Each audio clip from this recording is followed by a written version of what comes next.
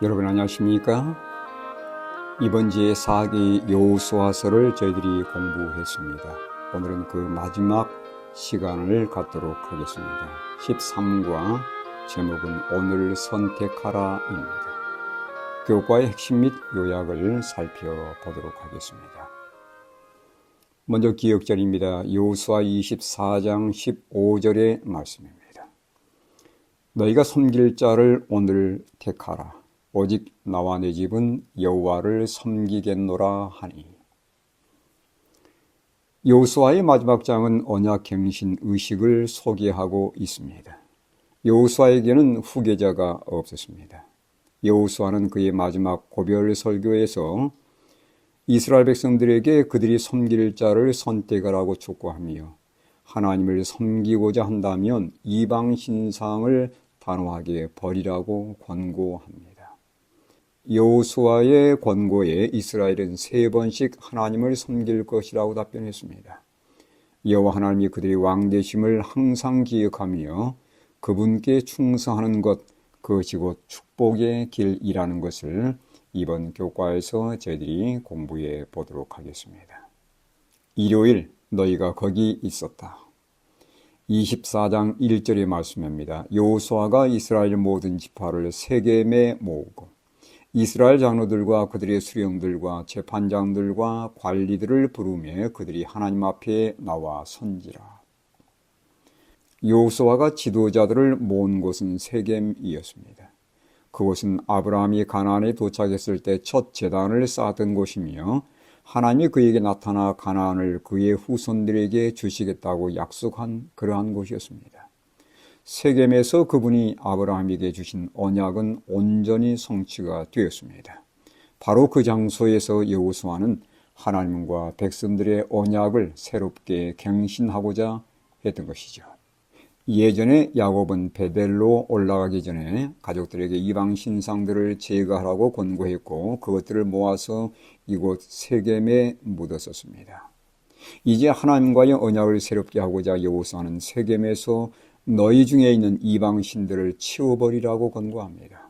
세겜은 조상 아브라함이 하나님께 제단을 쌓아 그분께 헌신했던 곳이며 동시에 조상 야곱이 우상을 제거했던 곳으로 이곳에서 여호수아는 백성들이 조상들의 그러한 마음으로 하나님과의 언약에 충실하기를 바랬던 것입니다. 여호수아 24장 2절로 13절에서 이스라엘에게 주신 하나님의 기별의 핵심은 무엇이었습니까? 아브라함 때부터 가나안 정복까지의 과거 역사를 나열하면서 여호수아가 내린 결론은 하나님이 이루셨다는 것이었습니다. 여호수아는 반복해서 내가 즉 하나님이 이끌어내야 내가 주었으며 내가 본이었고 내가 재앙을 내렸나니 내가 행하였고 내가 인도하여 내었으며 내가 너희를 구원하였다고 말합니다. 즉 출애굽과 가나안 정복과 정착에 이르기까지 모든 일을 이루어주신 분은 바로 여호와 하나님이시라고 여호수아는 강력히 주장하고 있습니다. 만약 하나님이 아브라함의 삶에 개입하지 않으셨다면 여호수아 당시에 이스라엘은 없었을 것입니다. 이스라엘이 한 민족으로 땅을 차지하게 된 것은 전적으로 하나님의 은혜였습니다. 따라서 그들이 가나안에 정착하게 된 것에 대해서 자만할 것이 아니라 오히려 하나님께 충성해야 했던 것입니다. 여호수아는 모세가 말한 대로 언약은 우리 조상들과 세우신 것이 아니요 오늘 여기 살아있는 우리 곧 우리와 세우신 것이라고 강조합니다. 즉 하나님은 조상들과만 언약하신 것이 아니라 여호수아가 말하는 그 현장에 있던 모든 사람들과도 언약을 맺으셨다는 그러한 내용입니다. 우리는 어떻습니까? 우리도 하나님과 언약을 맺은 존재들임을 기억하며 그 언약에 충성한 백성들이 되어야 되겠습니다. 월요일 온전함과 진실함으로 여호와를 온전함과 진실함으로 섬긴다는 것은 무엇을 의미할까요? 24장 14절로 15절의 말씀입니다. 그러므로 이제는 여호와를 경외하며 온전함과 진실함으로 그를 섬기라. 너의 조상들이 강 저쪽과 애굽에서 섬기던 신들을 치워버리고 여호와만 섬기라. 너희가 섬길 자를 오늘 택하라. 오직 나와 내 집은 여호와를 섬기겠노라 하니. 여호수아의 호소는 여호와께 충성함으로 하나님의 축복과 평화를 누릴 것인지, 아니면 가나안 백성들처럼 우상들을 숭배함으로 그들처럼 사라질 운명을 당할 것인지 선택하라는 것이었습니다. 선택은 그들에게 맡겨진 그들의 몫이었습니다. 특히 여호수아는 두 가지를 호소합니다. 여호와를 경외하며 온전함과 진실함으로 그를 섬기라는 것이었습니다. 첫째, 여호와를 경외한다는 것은 하나님의 위대하심과 거룩함, 그리고 우리의 나약함과 죄악을 깨닫는 데서 오는 것으로 그분을 나의 주님이시여 왕으로 높이는 것을 말하는 것입니다. 이러한 경외심은 우리의 삶을 진정한 순종으로 이끌어 주는 것입니다. 둘째, 이스라엘에게 요구되는 것은 그분을 섬기는 것이었습니다. 그 섬김에는 온전함과 진실함이 포함되어야 한다는 것이죠. 온전함이란 탐임으로 희생제물에 흠없는 완전함을 의미하는 것입니다. 우리가 하나님께 예배할 때 어떤 마음으로 예배해야 할 것인지를 보여주는 장면이죠. 진실함은 에메트인데 충성스러움을 의미하는 용어로 일반적으로 불변성과 확고부동함을 뜻하는 것입니다. 여호수아의 호소처럼 오늘날에도 영적 이스라엘인 우리에게 동일한 요구가 주어져 있습니다. 우리는 하나님을 경외해야 하며 그분을 온전함과 진실함, 즉 순결한 마음과 변함없는 충성심으로 섬겨야 한다는 것을 꼭 기억하시길 간절히 바랍니다. 화요일 섬김의 자유입니다. 여호수아는 백성들의 자유의지를 존중하여 하나님 섬기기를 강요하지 않고 그들의 선택에 맡겨버렸습니다. 선택하다는 말은 바하르인데 이 말은 하나님이 이스라엘을 선택하시는 것에도 사용이 되었습니다. 하나님이 우리를 선택하신 것처럼 우리 또한 그분을 선택해야 되지 않겠습니까? 여호수아의 호소에 대해서 이스라엘은 어떻게 응답했을까요? 여호수아 24장 16절입니다. 백성이 대답하여 이르되 우리가 결단코 여호와를 버리고 다른 신들을 섬기기를 하지 아니하오리니. 이에 대해서 여호수아는 이렇게 또 답변합니다. 24장 19절입니다. 여호수아가 백성에게 이르되 너희가 여호와를 능히 섬기지 못할 것은 그는 거룩하신 하나님이시요 질투하시는 하나님이시니 너의 잘못과 죄들을 사하지 아니하실 것이니라. 여호수아의 호소의 백성들은 일제히 그들의 조상들처럼 자신들도 하나님을 섬기며 충성하겠다고 다짐했습니다. 그에 대한 여호수아의 답변은 무엇이었습니까? 격려와 용기의 말 대신에 그들이 하나님을 섬기지 못할 것이라는 부정적인 말을 내뱉었습니다. 실제 여호수아는 출애굽 첫 세대의 불충성을 목격했던 증인이었습니다. 옛 세대들도 지금 세대들처럼 충성과 순종을 약속했지만 베드로를 서슴지 않았던 것을 우리는 역사를 통해서 익히 알고 있습니다. 이어서 여호수아는 몇 가지 사실을 교훈합니다. 첫째, 충성에는 축복이 따를 것이지만 불순종에는 그에 따른 결과가 주어질 것을 언급합니다. 둘째, 이스라엘이 하나님을 섬기기로 한 선택은 누구도 강요할 수 없는 자발적인 것이어야 한다는 것이죠. 예배는 결코 자원하는 것이지 결코 강요되어서는 안 된다는 것입니다.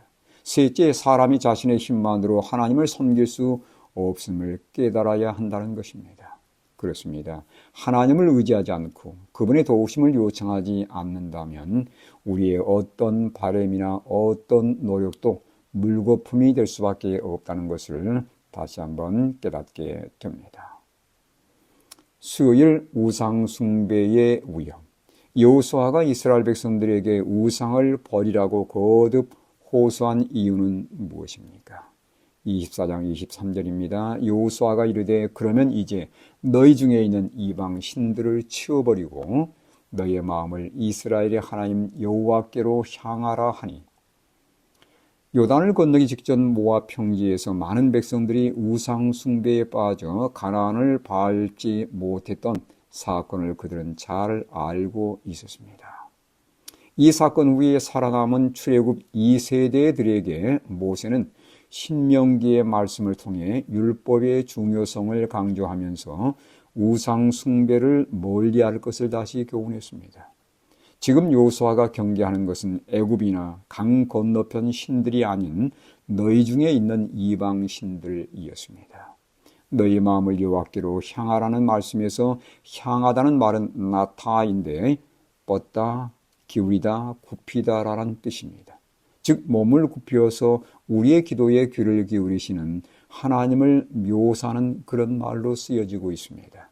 하나님의 백성들 역시 하나님께서 그러하신 것처럼 우상이 아닌 하나님께 마음을 기울이고 몸을 굽혀서 그분의 음성을 듣고 그분께 예배하는 그러한 백성들이 되어야 할 것입니다. 여호수아의 호소에 대해서 우리 하나님 여호와를 우리가 섬기고 그의 목소리를 우리가 청종하리다라고 백성들은 화답했습니다. 이 표현은 그분과의 관계를 개선하고 그분께 순종하겠다는 백성들의 결심이었습니다. 순종은 물론 믿음과 사랑의 관계에서 맺어지는 열매입니다. 믿음과 사랑이 없는 기계적인 순종을 하나님께서는 결코 받지 않으십니다. 우리는 그것을 율법주의라고 부르고 있습니다. 여호수아의 호소를 듣고 백성들은 여호와를 섬기겠다고 3번이나 약속했습니다. 여기 성경절을 참고하십시오. 여호와를 섬기라는 여호수아서의 중심 호소는 당대의 세대뿐만 아니라 각 세대의 하나님의 백성들을 위한 것입니다. 우리는 여호수아의 호소처럼 그분만을 섬기기로 선택하는지요. 그리고 당시 백성들처럼 여호와를 섬기겠다는 약속을 변함없이 이행하고 있는지 다시 한번 점검해 보시기를 간절히 바랍니다. 목요일입니다. 성공적인 마지막. 여호수아서의 결말을 보겠습니다. 여호수아서는 장사를 지내는 얘기로 그 끝을 맺고 있습니다. 첫 번째 여호수아를 장사하는 이야기, 요셉의 유고를 장사하는 이야기, 그리고 제사장 엘르아사를 장사하는 그러한 얘기로 막이 내려집니다. 그들은 가나안에 그들의 지도자들을 장사 지내므로 그 땅이 그들에게 유업으로 주신 땅임을 다시 한번 확신하게 되었습니다. 조상 요셉의 유고를 들고 오랜 시간 동안 방황하던 모든 그러한 일들은 이제 끝이 난 것입니다. 여호와 하나님을 섬기고 우상을 멀리하라는 것이 여호수아서의 중심 주제이며 그 교훈은 오늘날까지도 울려 퍼지고 있습니다. 그러나 여호수아서는 지도자들이 죽은 후에 후세대들이 어떤 신앙을 이어갈 것인지에 대해서 암시하는 듯한 표현을 저희가 보게 됩니다. 문제는 그 후세대들이었습니다. 성경은 여호수아와 하나님의 역사를 목격했던 장로들이 사는 날 동안은 여호와를 섬겼다고 말합니다. 훗날 여호와를 알지 못하며 여호와께서 이스라엘을 위하여 행하신 일도 알지 못한 다른 세대는 슬프게도 여호와를 버리고 우상을 섬기는 일에 빠져 버렸습니다. 사사기에 있는 이 말씀들을 참고해 보시기 바랍니다. 여호수아의 세대는 여호와 하나님께 충성했던 세대였지만 다음 세대는 그 동일한 길을 걷지 못했습니다. 방금 제가 사사기의 말씀을 일러드렸습니다. 개척과 헌신의 길을 걸었던 제1세대 후에 안정과 번영의 세대를 맞이한 이 세대들과 그 후 세대들은 과연 부모와 조상들의 신앙을 여전히 충성스럽게 이어가고 있는지요. 다시 한번 우리의 현대 삶을 되돌아보시면 좋겠습니다. 여호수아서를 이어가는 사사기에서 우리는 그 질문에 대한 안타까운 답을 듣고 있는 듯합니다.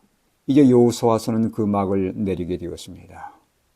여호수아서를 매듭하면서 여러분과 여러분의 자녀들은 과연 하나님의 그 믿음을 계속해서 이어가고 있는지를 다시 한번 되돌아보는 귀한 기회가 될 수 있게 되기를 간절히 바랍니다. 결론입니다. 여호수아는 그 마지막 고별 설교인 24장에서 백성의 지도자들을 세겜으로 불러 모으고 하나님과의 언약을 재갱신했습니다. 세겜은 아브라함이 가나안의 첫째 단을 쌓았던 곳이고 하나님은 그에게 나타나 그 땅을 후손들에게 주겠다고 약속한 곳이었습니다.